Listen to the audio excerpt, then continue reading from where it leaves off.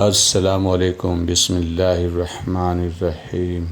بن عاص نے انہیں کہا کہ قصبے کا کوئی آدمی قصبے سے باہر نہ جائے، اور کوئی آدمی بلبیس کی طرف جاتا نظر آیا تو دور سے اسے تیر کا نشانہ بنا لیا جائے گا۔ عمرو بن عاص کا مطلب یہ تھا کہ رومیوں کو قبل از وقت اطلاع نہ پہنچ سکے کہ اسلامی لشکر آ رہا ہے اور اس کا رخ کس طرف ہے۔ عمرو بن عاص نے ان سرکردہ افراد سے یہ بھی کہا کہ لوگوں کو یقین دلا دے کہ اب اس شہر کا اور اپنے آپ کو مسلمانوں کی عملداری میں سمجھے، اور انہیں بتائے کہ ان کی جان و مال اور عزت و آبرو کی حفاظت کی پوری ذمہ داری مسلمانوں کے ہاتھ میں ہے، اور اس لشکر کا کوئی ایک بھی فرد کسی گھر میں داخل نہیں ہوگا۔ تاریخ میں عمرو بن عاص کے لشکر کی اس پیش قدمی کا پورا راستہ بتایا گیا ہے، جو دیکھو تو احساس ہوتا ہے کہ وہ مجاہدین سیاہ معنوں میں اللہ کے سرفروش تھے۔ وہ تو اتنی تھوڑی تعداد میں بڑی ہی طاقتور دشمن کے گھر میں داخل ہو چکے تھے۔ انہوں نے اپنے ہاتھوں کو دشمن کی تلواروں سے کٹتے دیکھا تھا، لیکن ان میں سے کوئی ایک بھی ایسا نہیں تھا جس کے چہرے پر گھبراہٹ یا خوف کا ذرا سا بھی تاثر ہو۔ مجدل سے بہت دور جا کر ایک اور بستی آئی جس میں مصر سے بہت دور ہے، اور اس کا نام قسطرہ ہے۔ ہراول سے بہت آگے آنے والے دو سپہ سالار بہت پہلے ہی اس بستی تک پہنچ گئے، اور ان میں سے ایک واپس آیا اور ہراول دستے کو بتایا کہ اس شہر کی بستی میں رومی فوج کی کچھ تعداد موجود ہے جو اتنی تھوڑی نہیں کہ بھاگ جائے۔ ہراول دستے کے سالار نے سپہ سالار کو اطلاع بھجوائی اور خود اپنے دستے کو ساتھ لے کر بستی کو گھیرے میں لینے کے لیے چلا گیا۔ عمرو بن عاص کو اطلاع پہنچی تو انہوں نے درمیان والے دستوں میں سے ایک دستے کو آگے بھیج دیا۔ یہ کوئی قلعہ بند شہر نہیں تھا۔ رومی فوجی شہر سے باہر آ گئے، مجاہدین ان پر حملہ آور ہوئے اور رومی فوجی کچھ تو کٹ مرے اور باقی بستی کے اندر چلے گئے۔ مجاہدین نے انہیں ڈھونڈ نکالا اور سب کو ختم کر دیا۔ تاریخ میں اس معمولی سی مزاحمت لکھا گیا ہے، لیکن ہم اس معمولی مزاحمت نہیں کہیں گے، کیونکہ عمرو بن عاص نے کمک کے بغیر وہاں تک جا کر بہت بڑا خطرہ مول لیا تھا۔ لشکر کی تعداد بہت ہی تھوڑی تھی، اور وہ یوں سمجھے کہ ایک شیر کے جبڑوں میں چلے گئے تھے۔ بزرگ صحابہ کرام اسی لیے امیر المومنین سے کہتے تھے کہ عمرو بن عاص کو مصر پر لشکر کشی کی اجازت نہ دی جائے، کیونکہ یہ یقینی ہلاکت کا خطرہ بھی مول لے لیا کرتے ہیں۔ عمرو بن عاص اس مقام تک پہنچ گئے تھے، بلکہ آگے نکل گئے تھے جہاں سے واپسی ممکن ہی نہ تھی۔ اس میں کوئی شک نہیں کہ وہ ایسے سپہ سالار تھے جو خطرے تو مول لے لیا کرتے تھے، لیکن ہر پہلو پر غور کر لیتے اور ایک خطرے کے اندر چھپے ہوئے خطروں کو بھانپ اور ناپ تول لیا کرتے تھے۔ اب وہ جو بلبیس کی طرف جا رہے تھے تو ان کی نظر صرف بلبیس پر یا ان کے ذہن میں بلبیس کا محاصرہ ہی نہیں تھا، بلکہ انہوں نے اور بھی بہت کچھ سوچ لیا تھا جو اپنے ماتحت سالاروں کو کچھ پہلے بتا دیا تھا اور باقی اب بتایا۔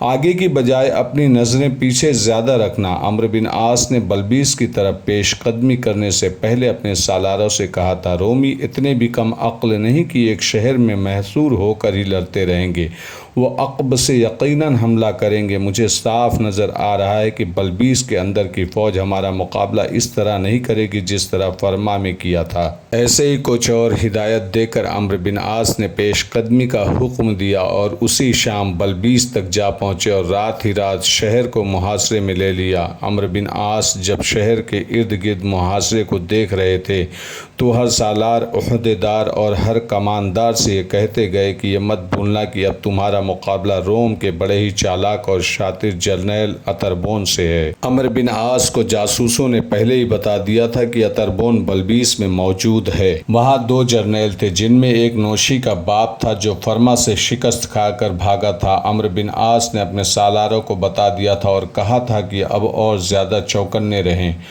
اس وقت مصر کا فرما روا مقوقس اور اتربون کسی اور مقام پر تھے جس کا تاریخ میں نام نہیں آیا۔ یورپی مورخ الفریڈ بٹلر لکھتا ہے کہ جب مقوقس اور اتربون کو اطلاع ملی کہ مسلمانوں نے بلبیس کا محاصرہ کر لیا ہے تو وہ دونوں چونک اٹھے اور ایک دوسرے کے منہ کی طرف دیکھنے لگے۔ اس وقت اتفاق سے وہ اکٹھے بیٹھے اس پلان پر باتیں کر رہے تھے جو انہوں نے مسلمانوں کو گھیر کر مارنے کے لیے تیار کیا تھا۔ یہ ایک تاریخی حقیقت ہے کہ وہ دونوں کو توقع ہی نہیں تھی کہ مسلمان اتنی تیزی سے ایسا دشوار گزار اور لمبا راستہ طے کر لیں گے۔ ابھی تیار نہیں، مقوقس نے کہا۔ ہمیں کوئی ایسی چال چلنی پڑے گی کہ وقت حاصل کرے اور مسلمانوں کو بلبیس کے باہر ہی الجھائے رکھے۔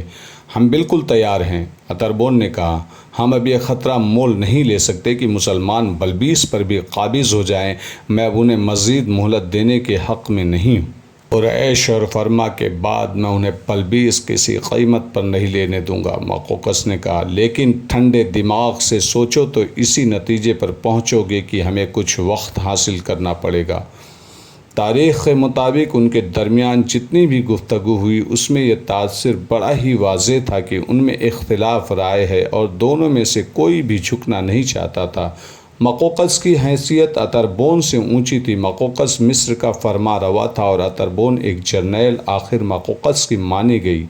اس نے یہ تجویز پیش کی کہ پادریوں کا ایک دفعہ مسلمانوں کے سپہ سالار کی طرف بھیجا جائے جو یہ مذاکرات کرے کہ مسلمان مصر سے نکل جائے اور بتائے کہ وہ کن شرائط پر مصر سے نکلیں گے۔ اتربون نے کہا کہ وہ اگر یہ شرط پیش کر بیٹھے کہ انہوں نے مصر کا جو علاقہ فتح کر لیا ہے وہ اپنی عملداری میں رکھیں گے اور اس سے آگے پیش قدمی نہیں کریں گے تو کیا ہم مان لیں گے؟ اتربون نے یہ بھی کہا کہ مسلمان یہ شرط بھی پیش کر سکتے ہیں کہ بلبیس انہیں دے دیا جائے۔ میں انہیں مصر کی ایک پالشت زمین بھی نہیں دوں گا، مقوقس نے کہا۔ میں انہیں ایک چکر میں ڈالنا چاہتا ہوں۔ مجھے پادریوں کا وفد ان کے پاس بھیج لینے دو۔ تم فوج تیار کرو اور اتربون ان بدبخت قبطی عیسائیوں کو مت بھولو۔ میں ان کے اسقف بنیامین کو بھی اپنے جال میں لانے کی سوچ رہا ہوں۔ آخر ان دونوں میں طے پایا کہ پادریوں کا وفد مسلمانوں کے سپہ سالار کے پاس بھیجا جائے۔ اسی وقت 4 یا غالباً 6 بزرگ پادریوں کی طرف آدمی دوڑا دیے گئے کہ وہ فوراً مقوقس کے پاس پہنچے۔ ہرقل کے سرکاری عیسائیت کا اسقف اعظم قیرس تھا۔ اگر پادریوں کا ہی وفد بھیجنا تھا تو اس میں قیرس کی شمولیت لازمی تھی، لیکن قیرس کو نہ بلایا گیا۔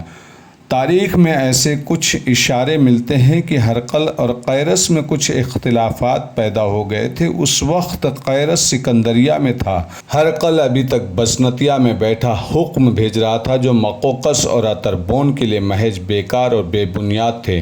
مقوقس کے متعلق ہم ایک بات دہرانا چاہیں گے، یہ بات پوری تفصیل سے اس داستان میں پیش کی گئی ہے۔ بات یہ تھی کہ رسول کریم صلی اللہ علیہ وسلم نے مقوقس کو قبول اسلام کے لیے ایک پیغام بھیجا تھا جو حضرت حاتب لے کر گئے تھے۔ مقوقس نے اس پیغام کا جواب خلاف توقع نہایت احترام سے دیا تھا۔